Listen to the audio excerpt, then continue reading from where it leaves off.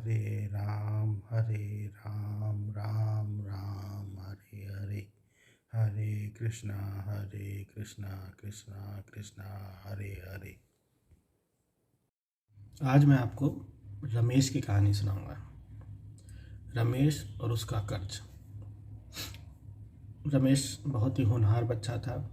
उसने अपनी पढ़ाई पूरी करी, अच्छे नंबर लाए, और जब उसकी पढ़ाई पूरी हो गई तो बात उठती थी कि उसको कुछ काम करना चाहिए, और गांव में तो काम मिलता नहीं है, तो इस वजह से इसको शहर जाना पड़ा।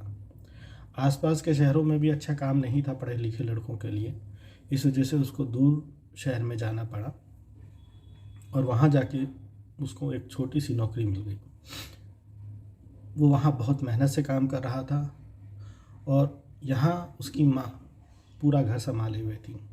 सब्जी लाना, बाहर के काम देखना, घर के काम देखना, आस पड़ोस को देखना और रिश्तेदारी देखना, वो सारा काम अकेले ही कर रही थी।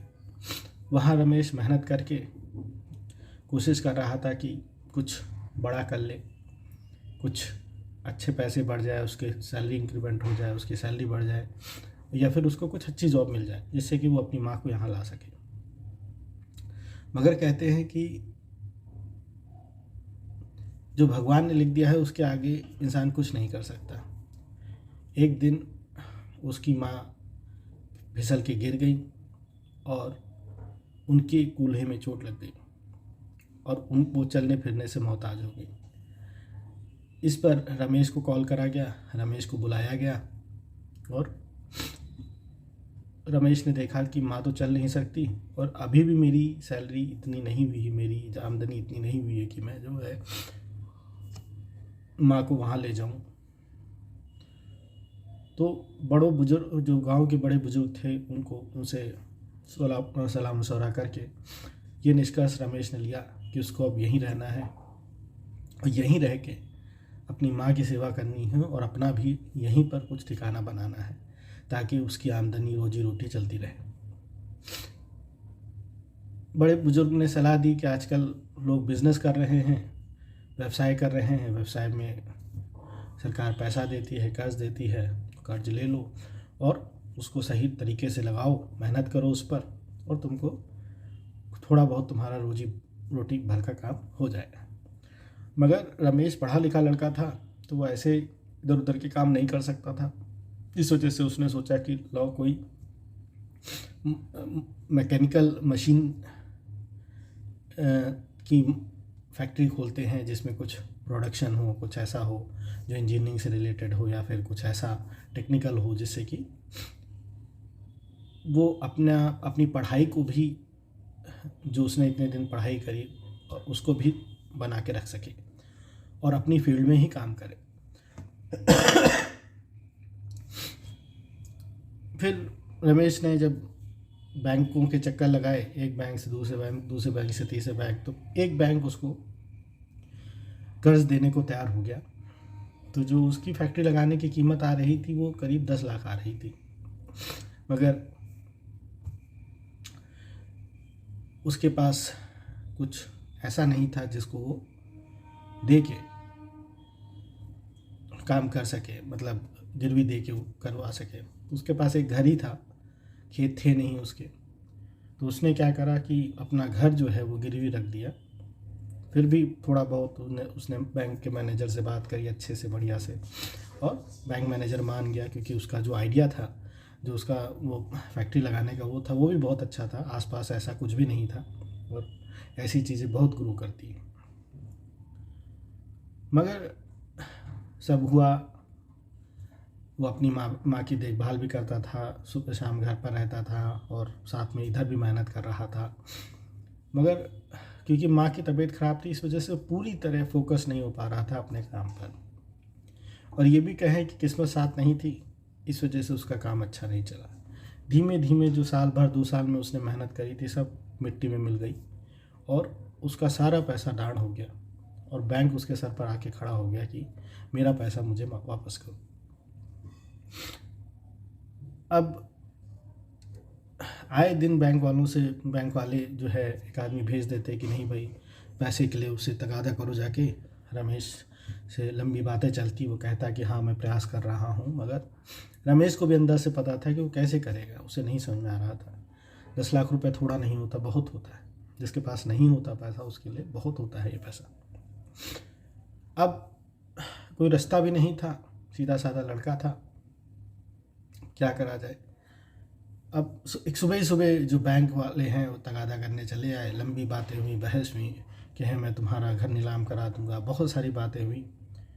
रमेश ने उसको एक पार्क में बुलाया था क्योंकि वो नहीं चाहता था कि उसकी माँ ये सब बातें सुने, और बैंक वालों ने उसको लंबी लंबी बातें सुना के वहाँ से चले गए। कहे कि नहीं दोगे पैसा तो मैं जो है अब सीधे तुम्हारे घर पर आऊँगा घर नीलाम कराने। ऐसे ही धमकियाँ देते हैं वो लोग। बहुत थक हार के जो है पार्क में एक बेंच पर बैठ गया। वहाँ पर बड़ा ही मायूस सा था वो उस समय, उसको समझ में नहीं आ रहा था क्या करे। नौकरी छोड़ के आया, उसकी पढ़ाई का भी कुछ नहीं हुआ, उसके जीवन में एक संतुलन जो होता है वो संतुलन नहीं था। इधर माँ की भी तबीयत खराब थी, वो भी घर का भी देखना पड़ता था। चलो वो देख भी लिया तो ये 10 लाख रुपए कैसे चुकाएंगे। गांव में तो इतना कोई बड़ा काम भी नहीं होता कि वो कर लेंगे तो शायद मिल जाए, ऐसा तो कुछ है भी नहीं। मगर यही सोच रहा था, प्लस ये भी था कि वो अभी घर जाएगा तो उसका जो चेहरा है उसकी माँ पढ़ लेंगी और उससे पूछेंगी कि भाई क्या हुआ, क्यों इतने उदास हो, तो उसको बताना पड़ेगा। तो सोचा कि नहीं लाओ कुछ देर पार्क में ही बैठते हैं, और पार्क में बैठ के कुछ समय जब मूड सही होगा हल्का फुल्का तो फिर घर में जाएंगे, क्योंकि ज़्यादा शाम भी नहीं करनी, माँ अकेली होगी, खाना पीना दवा दारू सब देना होगा। वो अपने ख्यालों में खोया ही हुआ था कि कैसे क्या हो रहा है, कैसे करे। उसका दिमाग एकदम बंद सा गया था, कुछ भी दिमाग में नहीं सोच रहा था। इतने में एक सभ्य बुजुर्ग जो है उसके पास आके बैठ जाते हैं और उससे पूछते हैं बताओ क्या दिक्कत है। क्योंकि वो इतना दुखी था, उसने ये भी नहीं पूछा कि आप कौन हो, क्यों पूछ रहे हो मुझसे कि मैं दुखी हूँ कि नहीं। उसके मुंह से उसने धीमे धीमे अपनी कहानी बताना शुरू कर दिया। जो बुजुर्ग थे उन्होंने हल्के से मुस्कुराए और कहे कि तुम चिंता मत करो, सिर्फ यही तुम्हारी दिक्कत है कि तुमको एक कर्ज चुकाना है, मगर मुझे भरोसा दिलाओ कि तुम मुझे ये पैसा वापस कर दोगे। फिर वो अवाक सा रह गया। मतलब कि पहली चीज़ तो उसने पैसे मांगे नहीं थे, और एक अनजान आदमी को क्यों इतने पैसा देगा। मगर जब कुछ भी नहीं रह जाता तो आदमी जो मिलता है उसी को करने की कोशिश करता है। इतना बुजुर्ग का कहना नहीं कि उन्होंने एक चेकबुक अपनी निकाली उसमें 10 लाख रुपए उसके नाम पर उसके अकाउंट में कर दिए और अपना सिग्नेचर जेडी टाटा डाल दिया और चेक उसको थमाया। जब उसने देखा कि ये जेडी टाटा है तो वो एकदम से वो हो गया कि मैं ये यहाँ कैसे, और हाँ पैसे वाले तो बहुत हैं, ये तो मैंने सुना है कि बहुत पैसे वाले हैं, इनकी कई सारे कारखाने हैं वो हैं, मगर ये एक अनजान आदमी को इतना पैसा क्यों देंगे। उसके मन में ये सारी सोच ही रहा था कि बुजुर्ग उससे कहते हैं कि अब तुम ज़्यादा देर मत करो, अब सोचो नहीं, जाओ तुम इसे जमा करके आओ और अपनी जो परेशानियां हैं दूर करो और अपनी माँ की सेवा करो जाके, और कुछ नया धंधा करो जाके, जाओ। उसने कहा, वो रोने लगा, उसके आंखों से आंसू आने लगे, क्योंकि उसको कभी ये यकीन नहीं था कि इतनी पढ़ाई में जो उसने मेहनत करी, रात रात भर पढ़ा और वहाँ ऑफिस में इतनी मेहनत करी थी, सब करा था, सब इस तरह उसका नतीजा निकलेगा कि कोई आदमी उसको कर्ज का पैसा देगा और वो जो है उसको चुका के फिर दूसरे धंधे के लिए सोचेगा। उसके मन में एक बहुत बड़ा बोझ हो गया अपनी काबिलियत को लेके कि कैसे हो सकता है, मैंने इतनी मेहनत करी, ऐसे कैसे हो सकता है।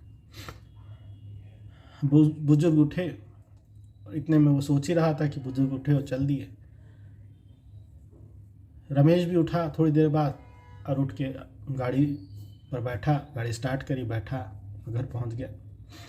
अब घर में जा ही रहा था कि उसके मन में ख्याल आने लगा कि नहीं, मुझे ये पैसा नहीं खर्च करना चाहिए, यदि ये भी पैसा डूब गया तो 10 का 20 लाख हो जाएगा और मैं कहाँ से दूंगा। और उन्होंने मुझसे कहा है कि 1 साल बाद मुझे यहीं बना के पैसा देना। मैं पहले खुद से प्रयास करूँगा और कुछ ना कुछ ज़रूर हो जाएगा, मुझे यकीन है, मैं इतना ख़राब नहीं हूँ, मैं कुछ ना कुछ ज़रूर करूँगा। और वो घर जाते ही उसने जो वो चेक था वो अपने अलमारी में रख के ताला लगा दिया उसमें। उसने कसम खाई कि तब तक मैं इस पैसे को नहीं छूऊंगा जब तक कि अपने सारे प्रयास नहीं कर लूँगा। ये जरा सी बात जो थी उसके मन में इतना घर कर गई कि एक अलग तरह की ऊर्जा उसके अंदर आ गई और उसका दिमाग भी चलने लगा। वो और ज़्यादा मेहनत करने लगा, लोगों से और अच्छे तरीके से, चालाकी से, चतुरता से बात करने लगा बिजनेस में। और धीमे धीमे करके 2-3 महीने में गाड़ी पटरी पर आने लगी। धीमे धीमे अब 8-9 महीना बीत गया और वो अपनी किस्तें भी चुकाने लगा और हर दिन वो धन्यवाद देता अपने मन से जीडी टाटा को कि कैसे उन्होंने उसका जीवन जो है बदल दिया, कैसे उन्होंने वो एक पल ने कैसे याद दिलाया उसको उसकी अपनी शक्ति, उसके अंदर की शक्ति। वो इंतजार कर रहा था कि वो जाएगा साल के अंत में और वो पैसा जो उसी दिन जाके उनको वो चेक वापस कर देगा और हाथ जोड़ेगा कि आपने कितने कठिन समय में मेरी मदद करी, इसका मैं आपसे कभी भी जो ऋण है उतार नहीं पाऊंगा। यही करा उसने। अब उसके पास इतना पैसा हो गया था कि वो अपनी किस्तें चुका सकता था और सब कुछ सही चल रहा था, घर भी सही चल रहा था, माँ की देखभाल भी कर पा रहा था, सब कुछ चल रहा था सही। आखिर वो दिन आ गया।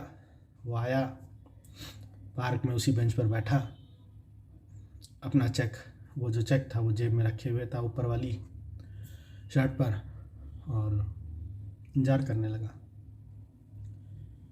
उतने में देखा वो दूर से चले आ रहे हैं, धीमे धीमे धीमे धीमे।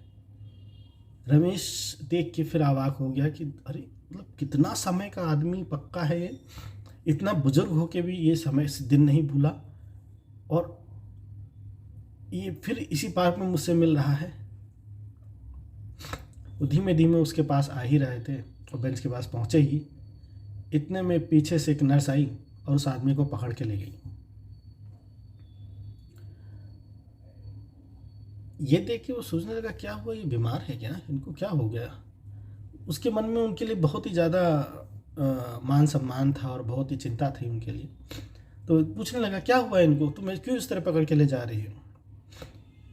तो नर्स ने उनको बताया कि अरे ये बगल वाले पागल खाने से है और अपने आप को बड़ा रईस मानता है, देख ही रहे हो कैसे सजा धजा है, और इसी तरह चेकबुक रखे रहता है और सबको चेक काटा करता है जीडी टाटा के नाम से। ये सुनते ही रमेश के तो होश उड़ गए और वो कुर्सी पर धम से बैठ गया कि कैसे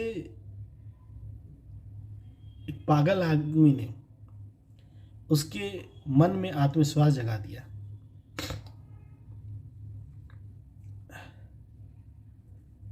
आज की कहानी में इतना ही। धन्यवाद।